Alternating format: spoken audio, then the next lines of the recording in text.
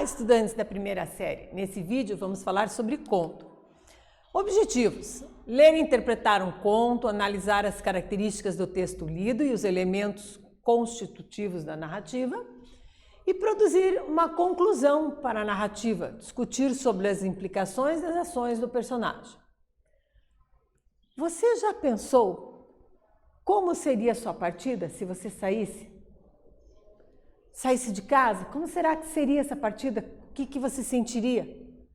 De que ou de quem mais sentiria falta? Você imagina quais os desafios que encontraria em sua nova vida? Vamos fazer então uma brainstorm no Jamboard, aqui uma imagem do Jamboard, para você refletir sobre isso. Então, pode acessar o Jamboard, conversar com alguém, pensar. Será? Muitas saudades? Como seria? O conto, a partir do autor Osman Lins, vai tratar sobre isso. Te convido agora a conhecer este conto. Hoje, revendo minhas atitudes quando vim embora, reconheço que mudei bastante. Verifico também que estava aflito e que havia um fundo de mágoa ou desespero em minha impaciência. Eu queria deixar minha casa, minha avó e seus cuidados. Estava farto de chegar a horas certas, de ouvir reclamações, de ser vigiado, contemplado, querido. Sim, também a afeição de minha avó incomodava.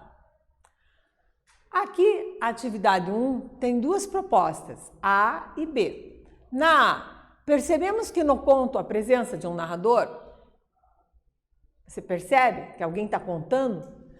Esse narrador, ele participa da história, narrador-personagem, ou ele só está contando a história, narrador-observador?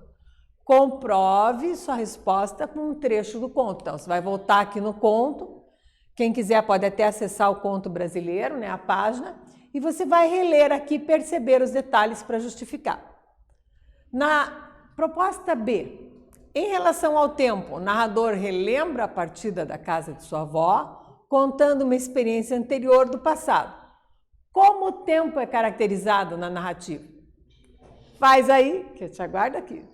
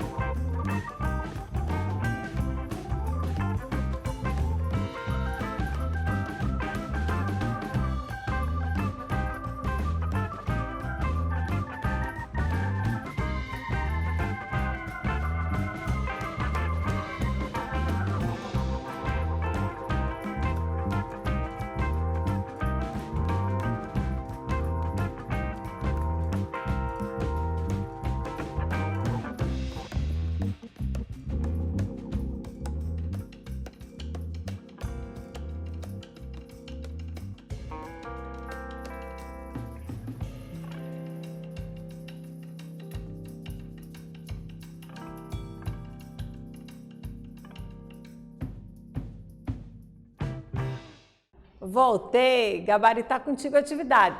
Então, na letra A, o que a gente observa? Que o narrador, ele participa da história. De que maneira? Como o personagem principal.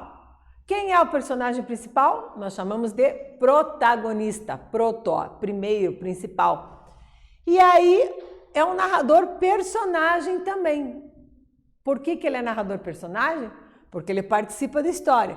E eu posso observar isso com esse trecho, ó. Hoje, revendo minhas atitudes quando vim embora, reconheço que mudei bastante. Quer pegar a dica? Como dizem vocês, pega a visão.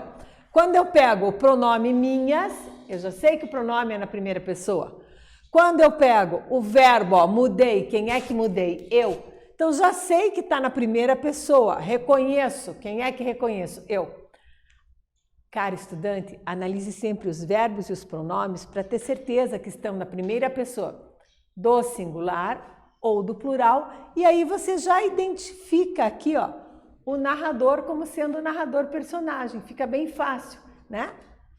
Na letra B, a questão é sobre o tempo. Então, o tempo é cronológico, né? Cronos significa o quê? Tempo, logia, estudo. Então, tempo, ó, cronológico, por quê? Ele relata de forma progressiva o período de duração e é o dia, né? Um dia em que o rapaz foi embora da casa da sua avó. Então, essa marcação do tempo prova que ele é cronológico. Seguimos observando características, então, né? A narrativa literária curta, o enredo apresenta início, desenvolvimento com o clímax e o desfecho. Elementos essenciais do conto, você sabe, narrador, personagens, tempo e espaço. Os tipos de narrador: narrador em primeira pessoa, narrador personagem. Narrador em terceira pessoa, posso ter de duas maneiras. Se ele apenas narra o que vê, o Kelvin, nosso intérprete, está fazendo a transcrição para Libras, estou narrando. Ou se ele é um narrador onisciente, que também tem total conhecimento dos fatos, dos personagens, sabe o que eles pensam, o que eles falam. Em relação ao tempo, outro importante elemento da narrativa. Eu posso ter o tempo cronológico e o tempo psicológico. O tempo cronológico, as coisas acontecem em uma sequência de dias, de horas, de anos, né? E no psicológico, eu posso ter um flashback, reminiscências, lembranças, né? De acordo com a imaginação, então, do narrador ou de uma personagem, né? Ai, saudosos tempos em que eu era criança pequena, lá em Barbacena, e vou falando a minha lembrança. Então, verifica aí. Continuando a leitura do conto, temos: ela vivia a comprar-me remédios, a censurar minha falta de modos, a olhar-me, a repetir conselhos que eu já sabia de cor.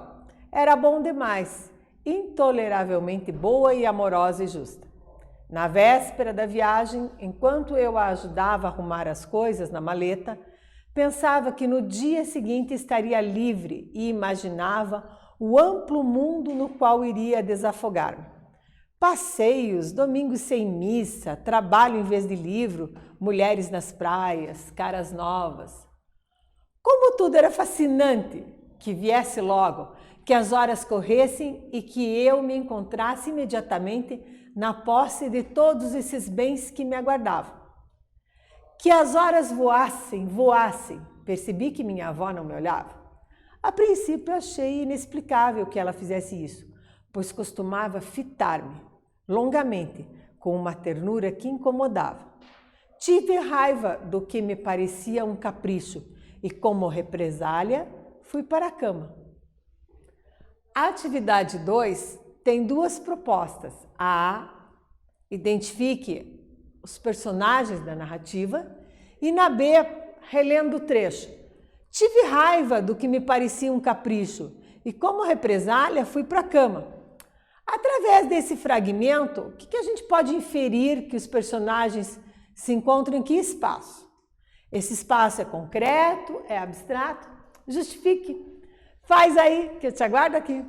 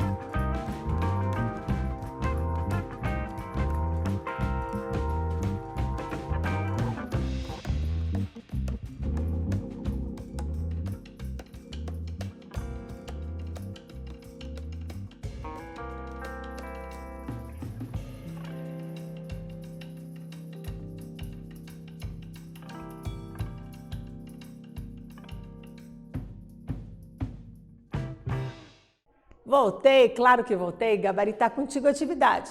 Então, na letra A, o próprio narrador é um personagem que conta sua partida da casa-avó. Por enquanto, só temos 2 personagens na narrativa, então ainda não é possível definir qual seria o principal e o secundário. Na letra B, eu pergunto sobre a classificação do espaço, se é concreto ou abstrato. Então, através da narrativa, podemos deduzir que o personagem se encontra na casa da avó e dirige-se para o quarto, para a cama, ou seja, um espaço físico real. Portanto, um espaço concreto. Muito bem. Características, né? Vamos ver aqui, ó. Espaço narrativo é onde se desenvolve a história. Então, retomando o conceito, né? O espaço, quando ele é físico, concreto, pode ser qualquer espaço que estamos habituados a frequentar ou simplesmente conhecemos. Estamos falando de uma cidade, de uma casa, de uma praia. Já o espaço abstrato é um ambiente que é o interior da personagem. No espaço físico, existe também a possibilidade de você classificar, né, em aberto ou fechado. Exemplo, uma cidade, um espaço aberto. Fechado, um colégio, e aí entramos na questão do ambiente, né? Ambiente é onde os fatos acontecem. Então, uma casa, que é um espaço fechado, eu posso ter diferentes ambientes. Posso ter quarto, sala e tal. Então, não confundir com espaço concreto, que é o local físico, ou abstrato. Um espaço psicológico é como se a história fosse invadida pelo quê? Por um fluxo de sentimentos, pensamentos. Então, não é possível saber se está passando em um local físico ou não. E os personagens? Como será que se classificam? O conto contém poucos personagens, porque é um texto breve, né? Não é possível incluir muitos participantes na história. Então, os personagens podem ser quem? Principais ou secundários. Como que eu chamo o personagem principal? Protagonista, lembre? Proto, primeiro, principal. Continuamos a leitura? Deixa a luz acesa.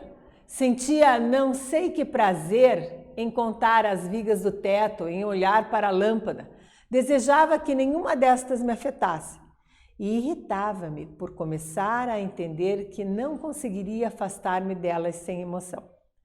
Minha avó fechara a maleta e agora se movia, devagar, calada, fiel ao seu hábito de fazer arrumações tardias.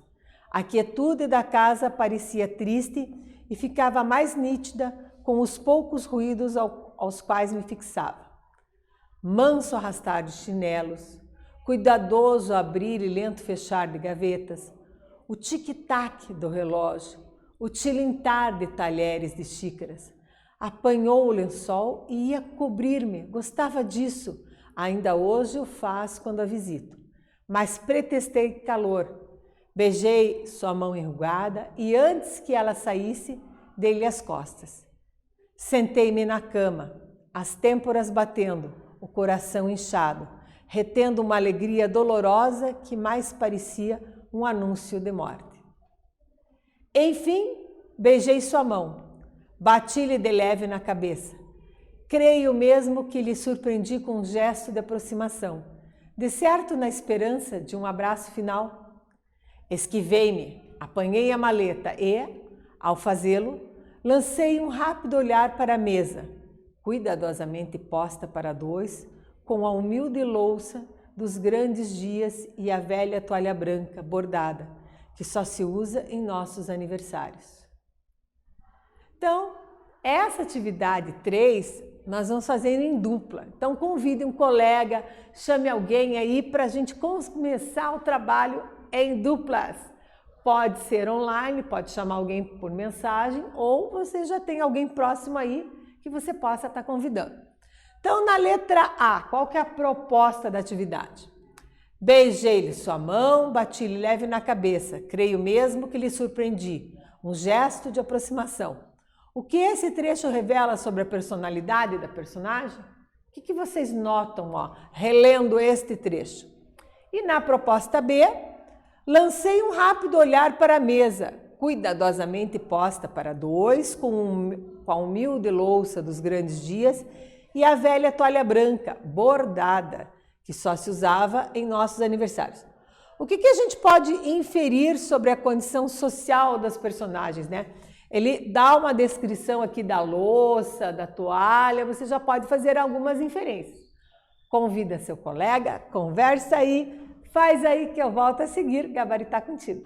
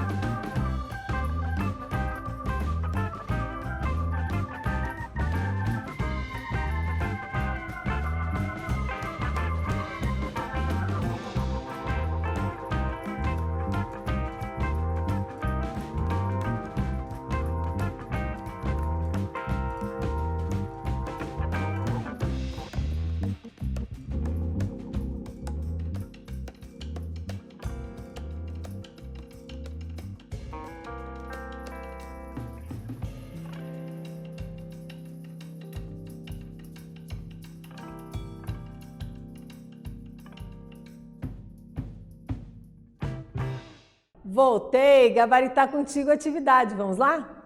Então, ó, através do trecho podemos perceber que a personagem já não tinha mais tanta aproximação com a avó, pois estava deixando sua infância para trás.